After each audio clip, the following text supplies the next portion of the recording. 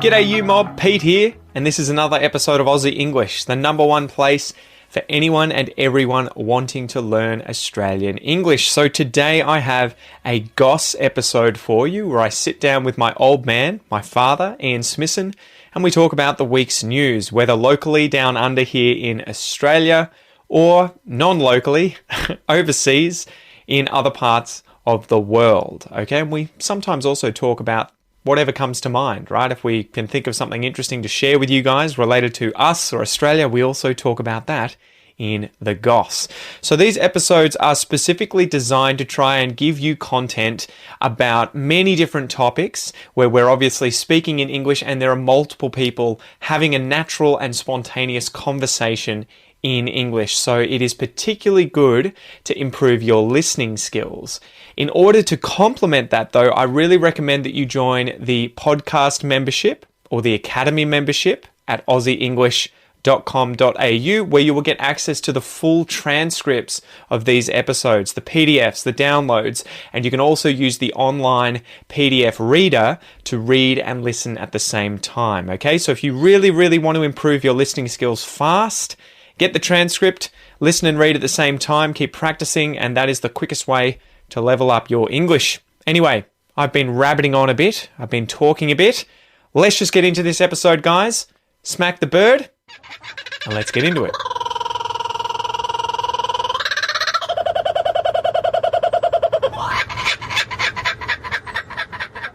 So, what are we doing, Dad? We're doing who you'd invite to dinner party guests. So these are obviously guests that you have a different dinner party with each time, or you have them all at once. This is an old parlour game. You know, sort of ironically, it's a dinner party game. Yeah. Who would you invite to dinner? And there's two versions of it. One is who would you invite to a dinner party? Pick four people, and you and your partner have got to sit down with these four people, and so you've either got to make them compatible or incompatible or argumentative or whatever. Yeah. The other one is who would you like to have dinner with, and basically it's who would you like to meet and have a conversation with. Yeah. So it's one-offs. So I thought it'd be a really interesting thing to do with living Australians and no longer living Australians. Of you and I pick a person, and you can interview me about why I think this person would be interesting to talk to, and I can do the same thing for you. And it might be useful to do this as a sort of series of short episodes rather than having a half an hour talking about the one person or a bunch of people, because it would either get tedious or it would be too quick. So we could do a 5 or 10 minute go at each person. So yeah, well, do you want to start with dead Australians? Dead Australians, yeah. So I could give you my list. I just started with a. Sorry, I'm going to face ID this. I started with a handful of people of living and dead, and thought you can choose one to talk about. All right. Okay. So there you go. And then I'll ask you. You've got to have one up in your head. You got. So I just choose one and don't actually tell you who it is, and you have to guess? Or? Well, you'd have to know who they were to give me clues. All right, well, we can start from the top. Arthur Phillip, because that was probably one of mine. Well, does that count as that's Australian? A cheat. Yeah, he gets the honorary Australian award because he was the first, other than our Indigenous people, and I've got a number of Indigenous people on there as well, but other than our Indigenous people, he was really the first Australian. You could argue that Matthew Flinders was the first Australian because he came up with the idea of calling the country Australia, but and he's not on the list. But he was, he got an honorary mention or non-mention, as the case may be. He would be a good one, but we can talk about why another time. Yeah, he would. I put Arthur Phillip on the list because I think he's one of those really interesting characters that if you went out and asked 100 Australians from the age of 5 to 105, who was the most significant person in the formation of the colony of New South Wales, or what became Australia. Cook. You would, I reckon 100 of them would say James Cook. Yeah. Where you might have one smart ass like me who would say Arthur Phillip. But if you went and asked those same 100 people who Arthur Phillip was, I reckon 50 of them would have no idea. And so I think he's the sort of silent hero. The silent hero. The least understood of the significant characters in Australian history, certainly European Australian history, and it's actually a bit silly now to call it European, because obviously we now have people from, Asia, Africa, the Middle East, the Americas, and everything who live in Australia. In the time, at least. At the time, we were, the continent was colonised by Europeans, British Europeans mostly. Though we had, sorry to pause you here, we had a few interesting characters. There was an ex-black slave from the Americas called Black Caesar. Yes, you remember hearing about him? Yeah. So he was a bit of a handful who used to keep escaping and, lived as a bushranger, I think, for a while. So we had this African-American ex-slave that was too much for them, that obviously somehow got to Great Britain and then got sent out on the first fleet to Australia and then was too much for a handful here and was living in the bush. Yeah, he just buggered off and nobody's doing, just don't go and get him, we don't want him. I think he ends up dying in a fight with either the Indigenous people or with, I have to look this up again, it's been a while, but either the Indigenous people or with the colonists at the time, but he would have had an interesting life. Yeah, so I thought with this sort of exercise of the dinner party guest is that not to necessarily give a potted history. You don't want to turn the dead people into a history lesson about who they were, but more talk about why they would be interesting to talk to. Yeah. And for me, Arthur Phillip would be really interesting to talk to because, and putting a little bit of history in there, that he was, not only is he the sort of forgotten person in Australian history, but he was the unlikely hero as well. Mm-hmm. He was somebody that you never would have picked out as, that somebody in either the Admiralty or the government in Britain would have said this is the right person to put in charge of the first fleet to go and create a colony on Mars, effectively, the other side of the world. Because he had a kind of mediocre career, right? He did, yeah. He wasn't a failure, but he wasn't. He wasn't a failure, but he wasn't the the rapidly elevated to vice admiral and in the Navy and going to be. He was a captain in the British Navy. He then went, ironically, and worked for Connection with your language background. Mm-hmm. He went and worked for the Portuguese Navy. He spoke Portuguese pretty well. Portuguese, yeah. Mm-hmm. He was effectively a consultant with the Portuguese Navy for a long time. And then he married a woman who was, and she was a widow. She'd inherited a farm from her previous husband. He married her and he became a farmer. He retired from the Navy, became a farmer. And then sort of got dragged, not quite kicking and screaming, but sort of from obscurity into planning and executing what has to be, I think, the single greatest migration story in the history of the world. We're going to give you 1,000 people's lives and it's going to take you 9 or 10 months to sail around the world and put you in charge of these people to create a new colony. Well, the next thing we would see closest to this, paralleling this kind of, story, would be the colonization of Mars. Yeah.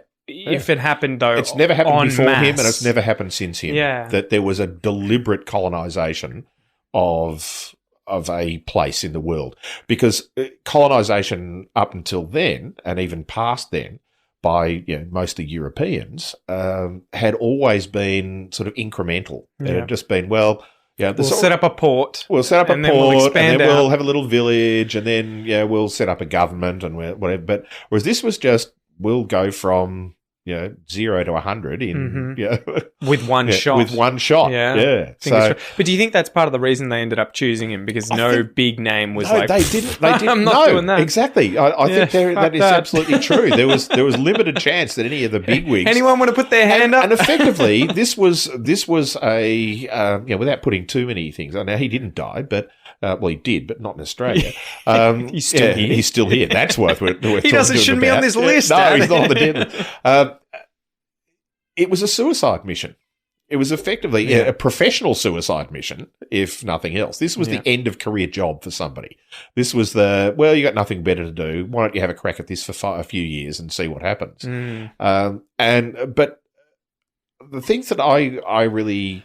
And having read a lot about him, the things that I really find interesting were how much he pushed back against the Admiralty and the government, who they basically wanted to do this as a cheap shot. And it would have failed, right? He pushed back. Absolutely would have failed without him. Because they wanted to under-resource it. Under-resourced, not only under-resourced what they would look like when they got there, but he kept pushing back going, no, I want all the ships rebuilt. I want this, I want these stores, I want this, and he just kept pushing back. And he wasn't in a rush to die. He wasn't in a rush to die, and he wasn't in a rush to succeed. Yeah. And I think that's one of the key aspects of, having been handed this job, you're going to go, if he'd been half his age, take him back to early in his career and they'd given him this job, he wouldn't have handled it the same way, I'm sure. It would have been, whoa, here's an opportunity. Let's go and see how I can screw this up. Dead. Yeah, exactly. Whereas 1,000 people dead. He really spent a lot of time saying, what am I going to need to get this number of people across the world in a condition? And the irony is that the people in the First Fleet, he lost far fewer people to illness and death in that just the transportation process, the actual being shipped from England to what is now Sydney. He lost far fewer people than certainly the Second Fleet. The Second Fleet was just a disaster. But than many of the others, per capita. How many did we lose? 48 deaths on the First Fleet. Yeah. There you go. Most of them men. Yeah. So one child. 4.5%. Oh, 5 children, sorry. Yeah. One Marine's child. Yeah. And so he had really spent a lot of time saying, firstly, I need to get healthy people. I need to get people on there who are healthy. This was not a police exercise. This is not just saying, let's take a whole bunch of convicts and that we, all the worst people that we can possibly imagine, throw them on the other side of the world. This was an opportunity to say, let's get the right people. And it wasn't just skill sets that he was looking for. It was, he wanted healthy people to go. And so then he said, we have to have food. We've got to have food to last us 2 years. Yeah. And because there was this assumption that it appears, and we'll never know because I haven't read any of the original documentation. I'm sure there is some available in what the Admiralty and the government in Britain were saying at the time. But my understanding is that they were basically, we'll give you 6 months supply when you get there. You can just grow your own food. And he looked down. Yes, he had the background, obviously, having been a farmer for the latter part of his career as well. But he also looked at it and just said, we're going to fail. We need to be able to have food, 2 years worth of food. Oh, well, we'll send another fleet out. That's fine. But what if they fail? And so he pushed really hard to get that. The other thing that I'd be really interested in talking to him about is how did you manage because for all we read, he actually had quite a different attitude towards Indigenous people from what the Admiralty and the government and everything else had. In that he was very much along the lines of, I'm going to have to live, or we are going to have to live alongside these people. Yeah. We do not want to create conflict. This is one of the really interesting things, excuse me, that's worth talking about, because I think a lot of people they see it as black and white. Oh, but they were European colonizers, so clearly they wanted to commit genocide on the Indigenous population. And I think a lot of people forget that Arthur Phillip wasn't moving there. He was working to establish a colony that may persist into the future, but had no real understanding of what was actually going to happen in the future. But not only that, he was just doing a certain shift, effectively, right, of 4 or 5 years, and then went back to England. And so his goal wasn't, how do I turn the Indigenous population, into slaves or bend them to my will and everything. He had a deep understanding of the fact that he was going to have to rely on the Indigenous people in that area if he wanted to live. He didn't want to create conflict. The last thing he wanted to do was have them killing each other. Because he knew, he would lose. Yeah, exactly. Yeah, so how you manage the attitudes of not just the convicts, but he's taking a lot of military people with him. Yeah. And a lot of Marines and Army with him. And how do you manage their attitudes and their behaviours in order to facilitate that? And he seemed to do it pretty well. Well, did he hang people who killed Indigenous people? He did. Probably not because they killed Indigenous people, but because they put the colony at risk, I would imagine. Yeah, exactly. But, still. He was speared by an Indigenous person. Yeah. Was that Bennelong or was it someone else? No, it was somebody else. But But he deliberately said, no, I don't want retribution for this. Yeah. I don't want you going out and killing this person. That's not what is it about. So, Let's see, who speared Arthur Phillip? So, it was Willemering. yeah. Yeah, so, yeah, but that's right. So the reason he got speared too, to let people know, is that, and this is the interesting thing with Arthur Phillip, trying to manage these relationships with the Indigenous people. In order to try and build a bridge of communication, he had to kidnap Indigenous people like Willemering, I think, and Bennelong in particular. And Willemering, in this famous incident that I think took place in Sydney Cove, didn't it? Yeah. He ends up escaping because, Arthur Phillip would catch these two and like lock them up and try and teach them English effectively, and then be like, okay, now you can go, but we want to be able to communicate with you and your people. I think Willemering disappeared, and they went and found him, and Arthur was like, oh, there's Willemering, and they were having a corroboree or something, a party, and he went over there, and Willemering was like, fuck you, dude, stabbed him. But I think the evidence is that he didn't do it in a way to kill Arthur Phillip. It was this is retribution. This is payback for kidnapping me, you son of a bitch. Pretty much. Yeah. So it was Indigenous law that was, it wasn't a fear of, being captured again or whatever. It was just, I'll treat you as equals. And the way I would treat one of my colleagues who had done this is I would stab him with a spear. Which is pretty amazing to think about the amount of foresight that he had and restraint that he had as well. Because I would imagine that many other leaders of that time or Marines under his command would have been like, killed a lot of them. Kill a lot of them. Yeah, this is too much pain, and not realize that that's actually putting everyone in jeopardy. Yeah, exactly. Not just danger of being killed by the retribution, but also we then no longer have people here who know how to use the land and get food and yeah, exactly. So the other thing too that I find really interesting is that the way he had to treat both his staff and convicts. From a food point of view. He was rationing people from the day they got there, and there was a huge amount of resentment for that.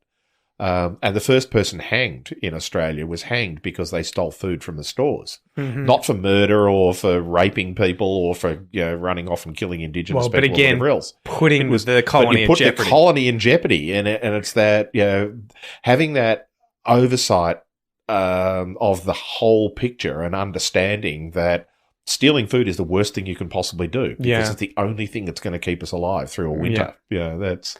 I had a feeling when I was learning a limited amount about him, and I haven't read his specific biographies yet, but I've read a lot of books that have mentioned and talked about what he's done, that he was somewhat resentful, or not resentful, but didn't want to have to do those kinds of things. No. He was very kind of like... hard place in a rock, and not a bloodthirsty kind of leader, which we seem to have gotten later on in a lot of these places, especially the penal colonies or the penal jails seem to end up with psychopaths running them. And I think that was one of the successes, is that we had somebody who was compassionate, both inwardly within the colony but outwardly with the Indigenous people, but he was also, happy's the wrong word, able to overcome his compassion and take the hard decisions of, you're hanging somebody for doing something that at home would have been a relatively trivial crime. Stealing food while starving, right? Yeah, exactly. And but he had that capacity to do that. And I think that was one of those successes. So the other thing that I'd be really interested in having is the retrospective with him of doing you came out here in 1788. And look at us now, bro. 230 years later. Barnaby Joyce just got fined for not wearing a face mask. Hang him. What do you reckon? Yeah. So, what do you think? How did we screw up? Yeah. It'd be really interesting to look at that and go, what were you thinking when you went back to England after nearly 5 years here of being governor of New South Wales? What